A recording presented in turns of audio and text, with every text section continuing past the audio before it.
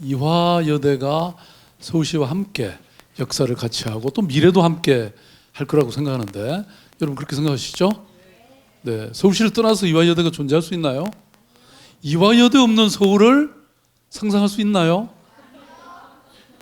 대답 안 하시는 분들은 뭐예요? 여기 제일 모범생들이 계시네요. 감사드리고요. 저는 총장님하고 이제 인연이 있는 게 그때 아마 여기 이화여대 앞에 큰 쇼핑몰 들어서는 거 반대하시고 그럴 때 저도 그때는 시장이 물론 아니었습니다만은 제가 서명도 하고 그랬던 기억이 있습니다. 그리고 결국 큰 쇼핑몰 들어서고 나서 일대가 망했잖아요. 너무 노골적이었나요? 저는 도시라는 게 그렇게 크게 막 짓고 뭘 이렇게 하면요 이 정이 떠나요. 오히려 아기자기하고 여기 옛날에 신촌역이 얼마나 아름다웠습니까? 그죠? 물론 그것도 있긴 한데 옆에 이 대형 몰이 들어서면서 이쪽이 황폐화가 됐죠.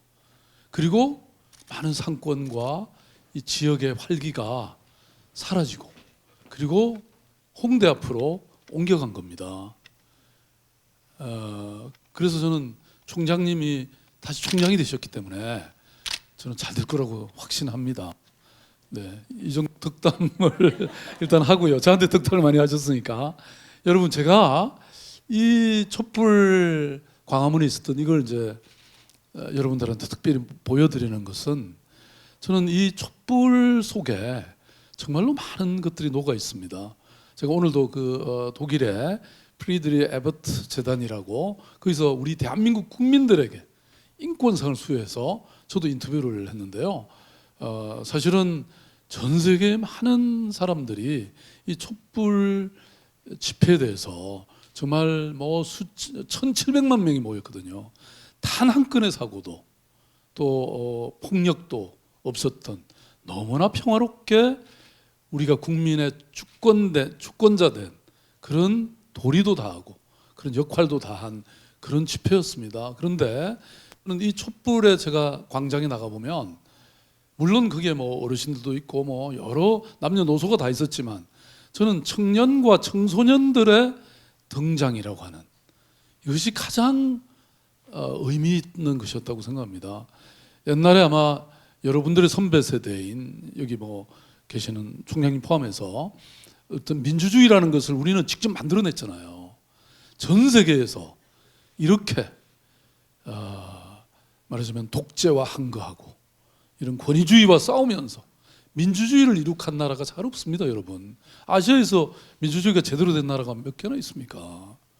이게 다 그런 여러분들의 선배들의 희생과 헌신 때문이었는데 문제는 그래서 이 청년들이 요새 민주주의에 관심도 없고 나라에 대한 관심도 없고 통일에 대한 관심도 없고 미래에 대한 관심이 없구나 라고 생각을 했는데 막상 광화문 광장에 나가보면 중심은 청년이었고 청소년들이었어요. 심지어는 중학생, 고등학생까지 교복 입고 나와서 발언하는데 제가 보니까 어른들보다 훨씬 잘하더라고요. 제가 그날 딱 참여한 자리에 갔더니 어느 대학생이 막 발언하고 있어요. 아니 고등학생이었어요. 고등학생 교복 입은 고등학생과 어느 대학 교수님이 그 바로 이어서 연설을 했는데요. 솔직히 말씀드리면 그 고등학교 학생이 말을 훨씬 더 잘했어요. 원고도 안 보고 그냥 조리 있게 탁탁탁 얘기하는데 기가 막혔어요. 그래서 우리가 청년들에 대한 신뢰와 믿음을 가질 수 있겠다. 저는 이런 생각을 했는데요. 그 다음 장면을 딱 한번 볼까요? 네, 여러분 이게 누굽니까? 바로 이화여대생들입니다. 사실은 어찌 보면요 최순실 사건이나 이런 걸 보면서 사실 이화여대는 굉장히 큰 고통을 겪었죠. 그런데 저는 여러분들 아마 그것 때문에 스트레스도 받고 어찌 보면 부끄러움도 느끼셨는지 모르지만 그걸 바라보는 저는 역시 이대구나. 아마 다른 학교에 그런 사건이 있었으면 그대로 묻혀서 지나갔을 가능성이 많을 겁니다. 그런데 이화여대생들과 동문들과 교직원들이 교수님들이 다 같이 일어서서 그걸 바꿔내셨잖아요. 저는 사람은 누구나 실수하고 잘못은 저지를 수 있다고 생각합니다. 그렇지만 그것을 바꿔낼 수 있는 그 복원력, 그 힘은 위대한 거거든요. 대한민국의 사실은 그런 정부가 민주주의를 억압하고, 그죠? 시민들의 삶의 이 문제를 해결하지 못할 때 우리 국민들은 일어나서 정부를 바꿨고, 이화여대생들이 바로 저는 그 불을 처음에 질렀다고 생각합니다. 여러분 자랑스러워하십시오. 네. 네. 그래서 저는 참으로 우리의 역사가 바로 늘 이런 청년들이 우리 나라가 어려울 때마다 나타나서 과감하게 주장하고 또 노력하고 그렇게 해서 바꿔온, 그게 정말 자랑스러운 역사와 전통을 가지고 있다고 생각하고, 이화여대가 그 과거 뭐 처음 그 일제 때 만들어져서 그 독립운동에 또 바친 그런 선배들이 얼마나 많으십니까? 그 이후에 우리 대한민국이 여러 이 어려움과 고난이 있었지만 그걸 우리가 극복해 왔고, 바로 그 중심에 이화여대생들이 있었다는 말씀을 저는 공치사가 아니고 진심으로 그 말씀을 드리고 싶어서 제일 먼저 이렇게 보여드리고 있습니다. 예, 그다음 또 한번 볼까요? 자, 지금 우리 대한민국에 많은 그 어려움과 도전 과제들이 있습니다. 그 중에 하나가 아마 저출산 고령화라고 하는 이 과제일 것 같습니다. 이게 뭐 제가 듣기로는 이게 얼마더라? 뭐 50년인가 얼마 지나면 이 한반도에 한 명도 없으신대요. 지금식으로 가면. 물론 그렇게 갈 리는 없겠죠. 그리고 이게 여러분 보십시오. 대한민국이 어떻게 늙어가는지 한번 볼까요? 자, 그다음 한번 봐주실래요? 그러네. 2305년이네요. 지도에서 완전히 사라진다는 겁니다. 지금 이 추세대로 간다면. 그런데 보시면 경제 성장률을 일본하고 비교를 했는데요. 이 성장률이 계속 그 일본과 거의 비슷하게 떨어지고 있습니다.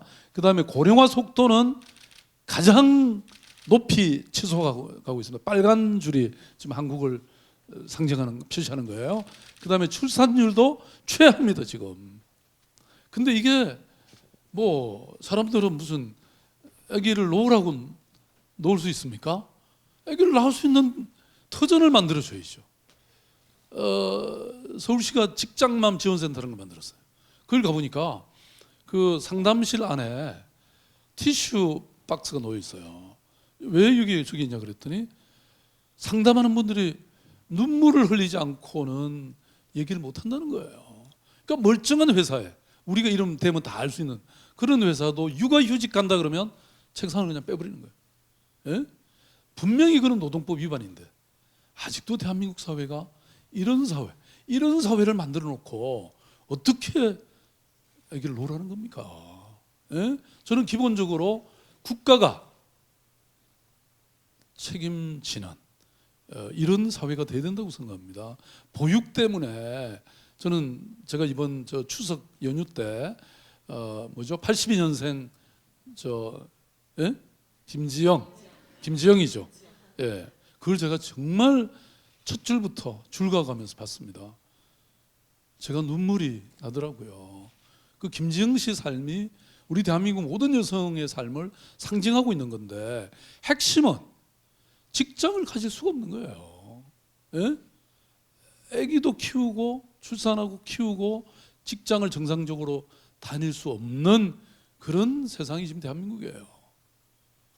제가 돈만 좀 있으면 그냥 어린이집, 국공립 어린이집 지금 서울시는 지금 막 열심히 짓고 있습니다. 그래서 내년까지 제가 약속한 거 지면요, 전체 어린이집의 30%를 서울시는 국공립 어린이집으로 만듭니다. 근데 그게 다른 지방자치에는 제가 뭐 5%밖에 안 되거든요. 근데 30%도 적어요. 네, 어쨌든 이런 상황에서 국가의 미래가 암담한 거죠. 왜냐하면 지금 초등학교 가면 서울시 같은 경우에는요, 서울시 교육청 산하에 학교들이 이 절반으로 줄어 있는 경우가 많습니다. 그러면 뭐 이제 인구가 조금은 늘거나 유지가 돼야지 산업이 유지가 되잖아요. 그러면 뭐 가구 산업이니 뭐 무슨 뭐 이런 모든 의류 산업이나 이런 모든 것들이 위축될 수밖에 없는 거죠. 예, 지금 우리는 아주 심각한 이런 사태를 지금 맞고 있는 것이죠. 예. 그다음에 또 넘겨볼까요? 자, 이게 근데 초고령화 사회는 우리 한국만이 아닙니다.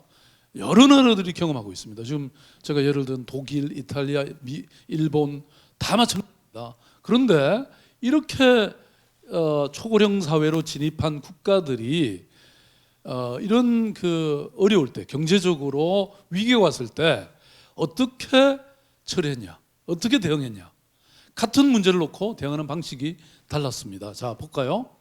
네, 일본은 건물 때려짓고 다리 놓고 이런 SOC에 예산을 1조 엔을 투입을 했습니다. 물론 그것도 중요하죠. 그러나 사실은 불필요한 SOC가 많습니다. 저는 우리 대한민국 마찬가지라고 생각합니다. 여러분, 지난번 대통령이 누구였죠? MB 이명박 대통령은 4대강 사업에 22조를 때려 부었습니다. 그리고 환경을 망쳤습니다. 지금 그거 다시 강물을 흐르게 만들려면 또 돈이 들어갑니다. 그 22조 원이었으면 등록금 전부 공짜로, 서울시는 반값으로 딱 했잖아요. 182억 들여서. 서울시립대학교 여러분 반값 등록금 한 거 아시죠? 그런데 182억 원 갖고 우리는 했는데 22조 원이면 여러분들 전부 등록금 공짜로 하고 대학 입학 기념으로 아파트까지 하나씩. 그러니까 엉뚱한 데 돈을 너무 많이 쓴다는 겁니다. 저는 지금 세종시에서 서울시까지 고속도로를 놓는데 이게 1조가 들어갑니다. 동영상, 특히 행정 수도로 되면서 많은 공무원들이 왔다 갔다 해야 되니까 공무원들을 위한 저는 도로라고 생각합니다. 그는. 그런데 그 1조를 그냥 영상회의, 요새 영상은 뭐 너무 좋아가지고요, 옆에 김이 있는 것까지 다 보여요. 예? 그런 시설은 뭐 1, 20억만 투자하면 되는 거를 왜 1조를 투자하자 말이에요. 그것만 줄여버리면 예산을 아까 말씀드렸던 초고령화 사회 또는 저출산 사회를 해결하는 데 엄청 도움이 됩니다. 제가 서울시의 시장을 딱 맡아가지고 채무를 8조 5천억을 갚았습니다. 그리고 사회복지 예산을 4조에서 10조로 늘렸습니다. 그 누군가 우리 이웃들의 삶의 문제를 해결하는데 당연히 도움이 됐겠죠. 얼마든지 가능하다는 겁니다. 또 다른 나라의 사례를 볼까요? 네, 그래서 재정이 위기 때 청년 복지 비용을 가장 먼저 줄인 겁니다. 이게 이제 이태리 사례입니다. 이태리가 바로 청년 복지 예산을 제일 먼저 줄였어요. 그다음에 독일은 최고의 경기 부양책으로 청년을 선택했습니다. 청년에 대한 투자를 더 늘렸습니다. 보십시오. 공교육은 대학교까지 기본적으로 무상입니다. 아니, 같은 지구상에서 어느 나라는 세금 내서 그 돈으로 학생들의 대학까지 등록금을 완전히 무상으로 하는데 왜 우리나라는 이렇게 비싼 겁니까? 그리고요, 미국 다음으로 우리가 등록금이 많아요. 그런데 미국보다 우리는 더 심각한 것은 미국은 공립대학교가 많습니다. 국공립이. 그런데 우리는 사립이 훨씬 많아요. 그렇게 따지고 보면 우리가 등록금을 가장 많이 내고 있다 이렇게 볼 수도 있는 건데 독일은 그걸 무상으로 하고 심지어는 주거비하고 생활자금도 지원하고 취직에 실패하면 실업수당도 줘요. 예?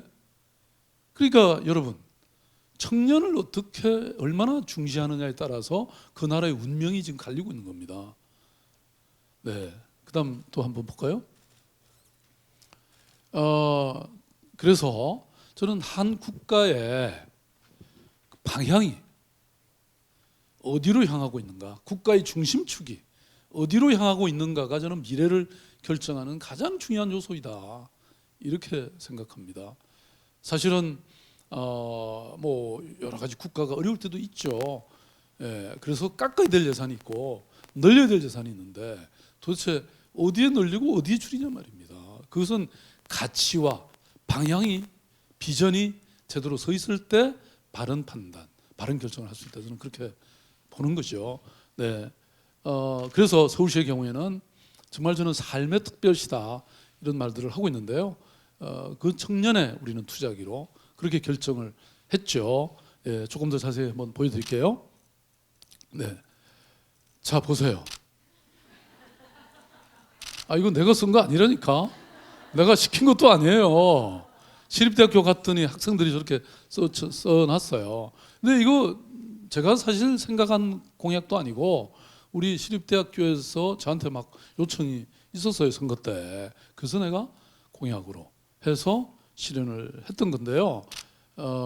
아무튼 이렇게 삶이 바뀌는 거죠. 어떤 결정을 하느냐에 따라서. 자, 그다음 또 볼까요? 네, 제가 청년 정책을 만들면서 뭐 내가 여러분들의 상황을 어떻게 그렇게 잘 알겠습니까? 그런데 청년들은 스스로 잘 알고 있지 않습니까? 그래서 서울시의 모든 정책은 당사자주의입니다. 당사자가 가장 잘 아는 거죠. 중소기업의 문제, 중소기업 애로는 중소기업에 종사하는 분들이 가장 잘 압니다. 그래서 한 400여 명의 청년 정책 네트워크를 조직해서 이분들이, 이 청년들이 스스로 자신의 정책을 결정하게 이렇게 한 거예요. 그래서 거의 그게 한 3년 동안을 보십시오. 677명이네. 팀별 모임이 201회였고 그 중에 한 400여 개 아이디어가 나왔고 그 중에 정책 의제를 발굴한 게 30개였다 이 얘기입니다. 그리고 서울시 청년의회를 만들었고 청년 주간 기획 컨퍼런스를 만들었고 포럼과 토론회를 저렇게 했습니다. 그렇게 3년 동안 해서 만들어진 정책이 바로 그 다음 서울형 청년 보장 정책, 유스 개런티라고 하는 20개의 정책으로 만들어진 것 중에 바로 이걸로 결집이 된 거죠. 그런데 그 중에서 문제가 된 거는 청년 수당입니다. 중앙정부가 반대했어요. 여러분 아시죠? 예? 저는 나름 중앙정부한테 잘 보이려고 온갖 노력을 다 했는데 이분들이 저를 엄청 싫어한 것 같아요. 너무 잘하니까. 네. 왜냐하면 저 청년 수당 사실 저는 실현하려고 뭐 막 보건복지부에서 이건 전 정부 얘기입니다. 뭐 온갖 시비를 걸어도 제가 그러면 우리가 또 조금씩 양보하고 해서 보건복지부 장관까지 오케이 하고 다 됐는데 마지막 청와대 가서 이게 됐잖아요. 그래서 그때 실현을 못했죠. 물론 지금은 실현되고 있고 그런데 문제는 저희들만 한 게 아니고 그 이어서 경기도도 하고 뭐 노동부도 하고 다 했어요 사실은. 그러니까 우리의 정책이 맞았다는 거죠. 그런데 못하게 만들었던 거죠.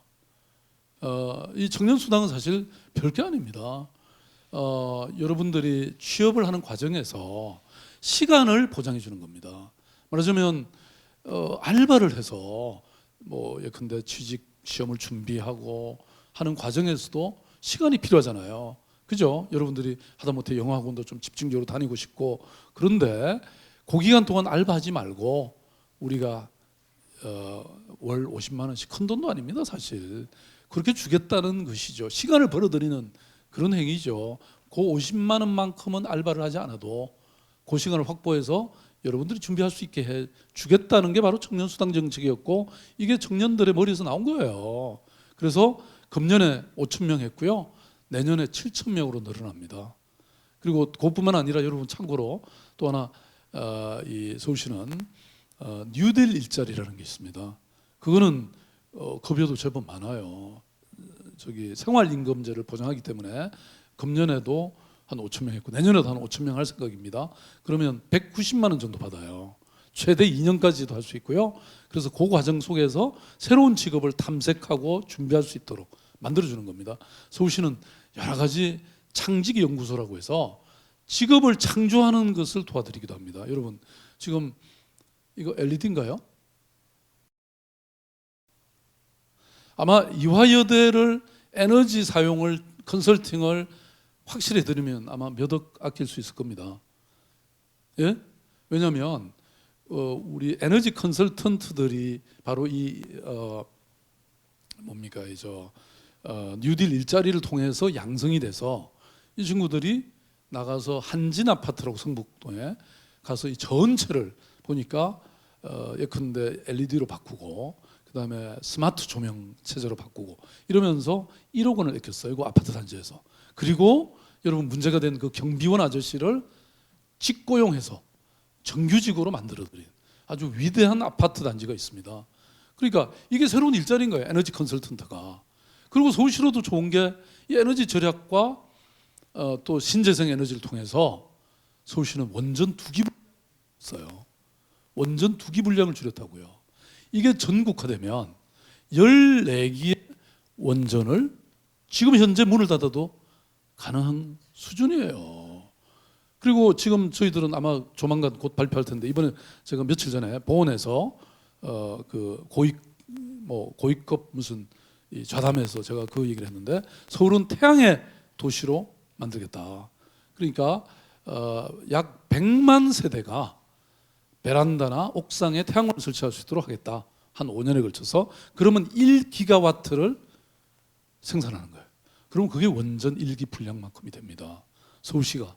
그러면 서울시가 태양의 수도가 되는 거죠, 또한. 그죠? 그러니까 이런 곳에 있어 새로운 일자리가 엄청 생겨날 수 있다는 겁니다. 그게 그걸 말하자면 연구하고 한번 해보는 과정이 바로 말씀드린 뉴딜 일자리라는 겁니다. 그런 게 이 청년 보장 정책 안에 들어와 있습니다. 다시 한번 다음 거 한번 볼까요? 네, 그래서 일자리라는 것, 살자리, 놀자리, 설자리를 만들어 드리는 건데 예컨대 살자리는 뭐냐면 청년 주거가 지금 심각하잖아요. 그래서 저희들이 고민하다가 하나의 방법을 찾아낸 게 역세권에 개발되지 않은 땅들이 있으면 낮은 건물들이 있으면 그걸 30층이나 이렇게 좀 높이 짓게 해주겠다는 겁니다. 그 대신 40%는 내놔라. 왜냐하면 큰 돈을 버는 거니까. 그래서 그것으로 청년들의 주거를 하겠다는 겁니다. 예를 들어서 우리한테 공공 기여를 받는 것은 한 10만 원대 월세 이렇게 제공하고 그다음에 또 나머지 주거도 반드시 임대주택으로만 지어라. 그리고 전체 시중의 이 임대료보다는 한 20% 정도 낮춰서 할 수 있도록 이렇게 조치를 해서 약 청년 주택으로 한 4만 호 정도를 별도로 만들겠다는 게 저희들 지금 추진하고 있는 자리고요. 좀 전에 총장님이 또 하나 말씀하신 그 이게 52번가 요거를 중심으로 해서 이제 앞으로 저희들이 캠퍼스 타운 프로젝트라는 게 있습니다. 여기 교수님들 지금 계신데요. 지금 이 기회를 진짜 놓치시면 큰일 납니다. 왜냐하면 고려대학교는 이미 저희들하고 선도 사업으로 이미 하고 있는데요. 진짜 서울시가 도시계획권을 갖고 있잖아요. 그러니까 여기에 이 어떤 건물이나 이런 거 하는데 허가권을 다 갖고 있기 때문에 지금까지는 공무원들이 그거 갖고 굉장히 규제적으로만 해서 건물 하나 지으려고 해도 굉장히 힘들었을 겁니다. 그런데 오히려 서울시가 이제는 대학과 함께 특히 대학 주변에 캠퍼스를 개발하는 것을 캠퍼스 타운을 개발하는 것을 적극 협조하겠다는 겁니다.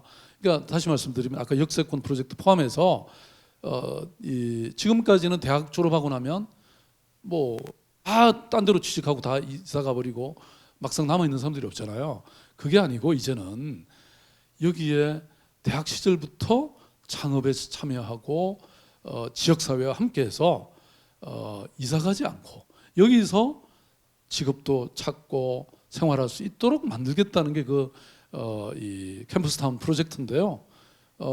그래서 지금 어떤 대학은 그냥 막 기획팀을 따로 하나 만들어가지고 저희들한테 막 제안하고 그러고 있습니다. 그래서 지금 야단입니다. 대학들이 이런 기회가 잘 없죠. 서울시가 아마 내년에 500억 정도 예산을 편성해놨습니다. 그래서 여기 지금 신촌에 지난번에 보니까 모텔촌이 있더라고요. 근데 요새는 모텔이 잘 안 되나 봐요. 네. 그래서 저희들이 그 모텔 하나를 인수를 했어요. 그래서 모텔 창업촌으로. 그래서 제가 한 10개는 사라 이렇게 얘기를 해놨습니다. 그래서 근데 좀 기분이 좀 그러시긴 하겠죠, 그죠? 그렇지만 그걸 저희들이 완전히 리노베이션 해가지고 방 이런 거 다 뜯어내고 아주 여유롭게 해서 창업이 가능하게 이렇게 만들고 있거든요. 아까 지하 말씀하셨는데 연대 앞에 그 옛날 지하도 요새는 안 쓰잖아요. 거기 가보시면 굉장히 지금 막 활발합니다. 지금 공간이 문제니까. 그래서 그런 것들을 해드리고 또 은평에 혁신파크라는 데 여러분들 꼭 가보십시오. 청년들이 우글우글합니다. 그게 저는 여기에 수백 개의 팀들이 들어와 있어요. 예? 청년들의 해방구입니다. 거기는. 그래서 다양한 창업이나 실험적인 프로젝트를 할 수 있게 이렇게 만들어놨고요. 그다음에 서울 곳곳에다가 무중력지대라고, 제가 이름도 무중력지대라고, 중력을 느끼지 않는, 그래서 마음껏 할 수 있게 거기서 대충 밥도 해결하고 뭐 잠도 그냥 좀 자고 이럴 수 있는 공간을 지금 곳곳에 만들어 드리고 있어요. 예, 그래서 저는 여러분들이 어떤 새로운 세상을 꿈꿀 때 혼자 또는 책으로 또는 교수님들로부터 듣는 것도 중요하지만 여러분들 스스로, 그래서 피어 투 피어 러닝이라는 말이 있어요. 동료들끼리 서로 정보를 교환하고 나누는 게 굉장히 중요하다고 생각해요. 그래서 그런 것들이 지금 곳곳에 벌어지고 있기 때문에 서울시 홈페이지를 자주 들어오세요. 예? 그게 뭐 온갖 새로운 혁신들이 벌어지고 있습니다. 그 다음에 그리고 무엇보다도 청년의 사회 참여가 저는 진짜 중요하다고 생각해요. 제가 그 사례를 조금 더 이제 앞으로 보여드릴게요. 자, 그다음 요거는 아까 말씀드렸던 청년 수당에 관한 건데, 청년들의 이 얘기를 자세히 들어보면 말하자면 우선 알바가 정말 많이 알바를 많이 하고 있고, 심지어는 알바라는 게 옛날에는 우리가 그랬잖아요. 알바라는 게 그 잠깐 그냥 대학 다닐 때, 학교 다닐 때 그냥 등록금 좀 벌거나 아니면 생활비 좀 버는 정도, 용돈 버는 이런 걸로 생각했는데, 이제는 저희들이 실태를 조사해 보니까 이거 자체가 하나의 직업이에요 벌써. 그럼 여기에 대한 여러 가지 우리가 조치를 취해야죠. 노동법도 제대로 준수되게 해야 되고, 임금도 좀 최저임금이 보장돼야 되고, 이런 걸 우리가 단속을 제대로 하고, 그래서 그걸 보장해 드려야 되지 않습니까? 그리고 그 중에 하나가 아까 청년수당 같이 그걸 좀 덜 하고도 자신의 미래를 준비할 수 있도록 만든다든지, 이게 다 그렇기 때문에, 그래서 청년의 시간이 중요하다는 겁니다. 예? 청년의 시간은 이미 공공재예요. 여러분들이 그런 시간을 가져야 뭐든지 미래를 준비하고 또 현재 자기 실력을, 역량을 강화할 수 있는 거 아닙니까? 네, 자, 그다음 또 볼까요? 그래서 이런 게 바로 무중력지대. 또 청년 일자리 허브라는 것도 있습니다. 여기 옛날 마포의 그 노동 인력 공단인가요? 거기도 한번 가보십시오, 여러분. 어마어마하게 변화되어 있습니다. 그런 창업할 수 있는 공간이 과거보다 수십 배가 늘어나 있습니다. 그리고 뉴욕타임스 얼마 전에 이런 기사를 썼어요. 실리콘밸리가 서울을 배워야 되는 이유. 예, 잘 모르셨죠, 여러분? 그런 거. 네. 그만큼 이런 것들이 많이 늘어나 있죠. 자, 넘어가 볼까요? 청년 허브가 여러분, 청년 혁신파크가 그냥 건물 하나가 있는 게 아닙니다. 수십 동의 건물을 지금 이제 리노베이션을 저 뒤쪽으로 하고 있기 때문에 아마 금년부터 내년까지 개방될 텐데, 저걸 통째로 제가 누구도 탐내지 마라. 저기는 오직 혁신이라는 것, 청년이라는 것, 그 주제로만 저 건물을 쓸 수 있다. 그렇게 되기 때문에 아마 여러분들이 좋은 팀을 만들고 좋은 사업거리를 만들어내면 여기 입주할 수가 있습니다. 아주 싸요, 저 임대료가. 네, 자, 또 한번 넘겨볼까요? 네, 이게 이번에 창업 허브 문을 이미 열었죠. 6월 21일 열었으니까. 자, 그다음. 네. 그래서 저는 감히 말씀드리건데, 우리 시대에서 가장 중요한 자원은 석유도 아니고 태양도 아니고 태양광도 아니고 바로 저는 여러분들이라고 생각합니다. 청년이라고 생각합니다. 예? 왜 그런 말씀을 드릴 수 있냐? 그 제가 증거를 보여드릴게요. 자, 그 다음에 좀 넘겨주세요. 여러분, 연남동에 여기 동진시장이라고 정말 작은 재래시장인데 완전히 망했어요. 그런데 청년 장사꾼들이 쫙 들어가서 완전히 바꿔놔서 너무나 인기가 있는 곳으로 변했습니다, 여러분. 뭐 작은 공예품이라든지 뭐 손수 만든 핸드메이드라든지, 저는 우리 시대의 큰 트레이드 마크가요, 큰 트렌드가 딱 몇 가지 있습니다. 핸드메이드예요, 공예예요. 그 다음에 목공이에요, 목공. 예? 이런 것들이 앞으로 뜰 겁니다. 여러분, 우리는 아주 삼성이나 현대와 같은 엄청난 재벌을 중심으로 경제가 발전했지만 이태리를 가보십시오. 거기는 그런 큰 회사는 적고요. 오히려 동네마다 작은 핸드메이드 가게들이, 여러분 갖고 다니는 이 핸드백이나 구두나 이런 것들이 이태리에서 생산된 게 많아요. 제가 볼로냐에 한번 요 공장이 요거 한 2배 정도 되는 공장에 한국에 팔아먹는 돈은 100억이 넘습니다. 예? 가격이 엄청 비싸요. 자동차도 여러분 현대만 만드는 자동차가 있는 게 아니고요. 손수 만드는 핸드메이드 자동차가 있는데 그건 몇 억씩 받아요. 예? 그러니까 저는 핸드메이드가 대세라고 생각해요. 그래서 서울에는 곳곳에 제가 공예 저걸 만들어 놓고 있습니다. 여러분 어느 여기더라 도곡역에 가시면요, 그냥 주부들이 한 공간을 요 정도 만들어 드렸어요. 주부들이 시작했는데 지금 가서 보시면 세계 어디에 내놔도 좋은 공예품들, 이 주얼리라든지 이런 거 만들어내고요. 그리고 실제로도 세계적으로 진출하는 사람들이 생겼어요. 그 다음에 저쪽 북부에 옛날 공릉동에 법원 있던 거기를 저희들이 인수해가지고 거기도 공예 전진기지를 만들어놨어요. 그리고 여의도에 가시면 밤마다 하는 그 뭐죠? 야시장 여러분 보셨죠? 제가 야시장은 절반은 푸드트럭, 다 청년들이 하는 거예요. 한 1000대는 무조건 장사가 되게 해라. 그 다음에 절반은 공예 가게들이 들어와 있습니다. 주로 젊은 여성들이 많아요. 우리나라 사람들만큼 솜 씻는 민족이 없어요. 솔방울 하나에 그냥 색깔만 칠하면 여러분 얼마나 아름다운 브로치가 되는지 아세요? 그런 거 팔더라니까요. 네, 다 하실 수 있습니다. 그 다음에 성수동이 지금 완전히 뜨고 있잖아요. 여기 소셜 벤처 거리가 낡은 그 벽돌 공장 건물이 이런 데 막 들어서고 있고요. 청년들이 가니까 그냥 세상이 바뀌는 거예요. 여기뿐만 아닙니다. 구로시장, 신구로시장 가면 망해가지고 지나가는 사람들 와서 화장실처럼 쓰던 데입니다. 오줌 누고. 그런데 청년 딱 10명 들어가니까 바뀌었어요. 용산의 인쇄골목, 거기도 어두컴컴하고 밤 되면 인적이 드문 곳에 청년 그 식당 하는 10명이 딱 들어가가지고 완전히 바꿨습니다. 여러분 제가 손 한번 볼까요? 잠깐 손 한번 보여주세요. 그냥 손이 아니에요 이게 여러분. 예? 마이다스의 손입니다. 여러분들의 손이. 아셨죠? 다시 한번 쳐다보세요. 자기 손을. 아직까지 그걸 잘 모르셨죠? 청년이 들어가면 무조건 장사가 됩니다. 도시가 바뀝니다. 네, 이런 사례는 말할 나위가 없고요. 지금 이 서울의 변화가 사실 최근 많은 것들이 바뀌고 있죠. 그 중에 또 하나 얘기해야 되는 게 식당입니다. 음식입니다.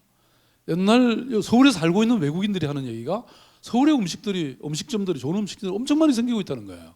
왜냐하면 셰프들이 엄청 많이 탄생하고 있는 거예요.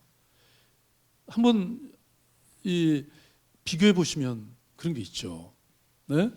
뜨고 있습니다. 이 음식이라는 게 지금. 어제도 제가 서울에 처음 그건 뭐죠? 어느 방송사에서 하는 프로그램 있잖아요. 외국인들 와서 이렇게 돌아보는 거.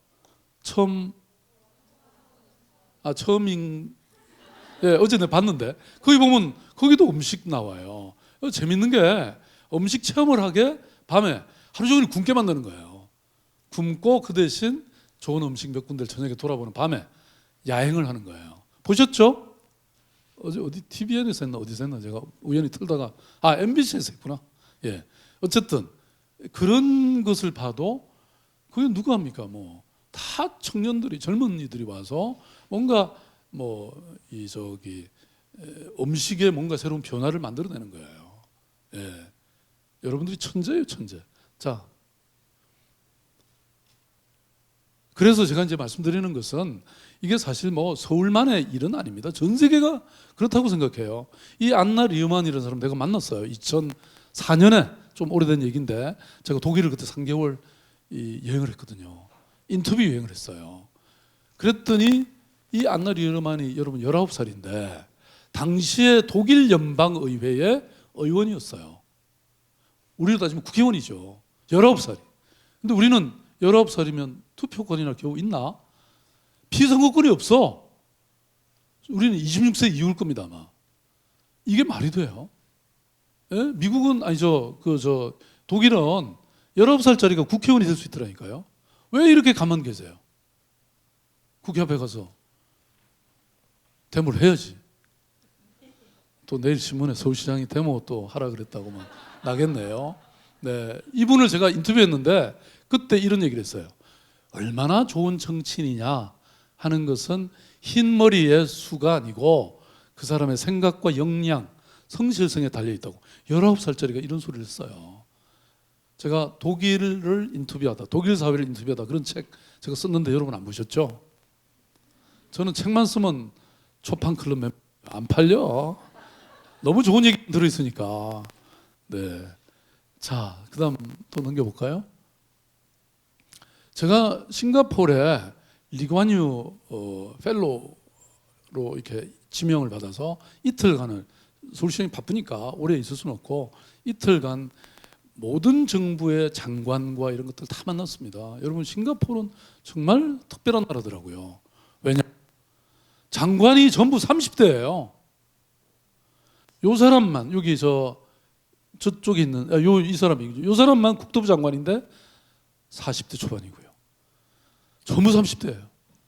심지어는 리센룽 총리를 제가 만났는데 총리 비서실장은 20대더라고요. 완전 젊은, 최고로 경영을 잘합니다, 나라를. 예? 싱가포르는요, 지금 서울에도 지금 싱가포르 땅 건물을 엄청 많이 사모으고 있어요. 왜냐하면 서울시청 옆에 있는 그 IFC 있죠, 파이낸스 센터. 그게 싱가포르이 산 겁니다. 우리가 어려울 때 IMF 때 딱 샀어요. 그리고 인근에 건물들을 다 사모으고 있어요. 그래서 통째로 일본의 록봉기에 있는 모리 힐즈 같이 그렇게 만들겠다는 지금 계획을 갖고 있더라고요. 그렇게 해서 싱가포르는 전체 예산의 15%를 외국에 투자한 수익금, 과실금으로 하고 있는 거예요. 그러니까 우리나라는 무슨 의료보건공단인가요? 거기에 600조나 돈이 있어요. 외국에 제대로 투자를 못해요. 우리는 몇 조나 가져오는지 한번 교수님 한번 따져봐 주십시오. 거의 없을 겁니다. 제가 지난번에 러시아를 갔다 왔는데요. 러시아에 이게 지금 그 북극 항로가 지금 뚫리고 있습니다. 북극 얼음이 녹으니까 10년 안에 지금 상업 항로가 열릴 텐데, 이렇게 되면 일본이 가장 큰 이익을 얻습니다. 왜냐하면 가까우니까. 서울도 마찬가지입니다. 한국도 마찬가지입니다. 가장 손해보는 나라가 싱가포르입니다. 왜냐하면 이제 인도양을 거쳐서 가던 게 다 북극으로 가니까. 그런데 놀랍게도 싱가포르는 벌써 북극 항로에 있는 주요 항구마다 투자를 시작했어요. 대한민국 도대체 정부는 뭐 하고 있는 겁니까 도대체? 그래서 그런데 이 사람들이 다 젊고 전 세계를 그냥 거미줄 이렇게 돋보기 보듯이 다 보고 있는 거예요. 예? 네, 너무 부러워요. 그러니까 그것은 저는 그 대신 이제 그렇다고 어르신들 제가 폄하하는 얘기는 절대 아닙니다. 오히려 이분은 또 지혜로운 분들이, 지혜라는 게 나이와 들어서 쌓이거든요. 그래서 뒤에서 하고 있더라고요. 이사진들은, 이사회는 또 이사장이나 이런 분들은 어르신들이 많아요. 그게 신구 조화가 아주 잘 이루어지고 있는 그런 나라라는 느낌을 제가 가졌습니다. 자, 그다음. 그래서 여러분 2006년, 이거는 미리 보여드리면 안 되는데, 유는 좀 숨겨놨다고 보여드려야 되는데 답이 나와버렸네. 2006년도에 타임지에 올레 인물 누굴까요? 당신이에요, 당신. 예? 그러니까 평범한 시민들이 주인이 되는 그런 시대로 우리는 왔다는 거죠. 예. 누가 영웅이 중요한 시대가 아니고요, 지금은. 그래서 어떻게 하면 우리 평범한 시민들이 일상의 삶 속에서 역할을 할 수 있게 만들어주는가. 그래서 서울시 같은 경우는 서울의 민주주의 그래갖고요, 지금 온라인 플랫폼을 지금 만들고 있습니다. 지금 이미 시험 가동하고 있는데요. 그 안에 시민들이 제안하고 결정하고 또 결정된 걸 실행하고 우리는 그냥 예산 뒷받침해 드리고 이런 것만 하고 실제로 지금 이미 마을 계획단 같은 게 만들어져서 하고 있고요. 저는 여기 우리 이화 여대생들도 이 주변의 동네를 내버려 두지 마시고요. 직접 해서 통반장도 하시고 예? 그러면서 한번 바꿔보는 운동을 한번 해보십시오. 서울시는 마을계획단에서 결정한 거는 참여예산제에 의해서 대부분 다 지원해 드립니다. 아까 말씀드렸잖아요. 총장님하고 이 거대한 물신주의에 이런 거는 망하게 돼 있습니다. 오히려 작고 아담하고 소소한 것들이 훨씬 더 사람들의 마음을 변화시키고 그리고 그것이 세상을 바꾸는 힘이라는 겁니다. 그리고 그것은 바로 여러분들에 의해서 이루어질 수 있다는 것이죠. 네, 여러분 고맙습니다.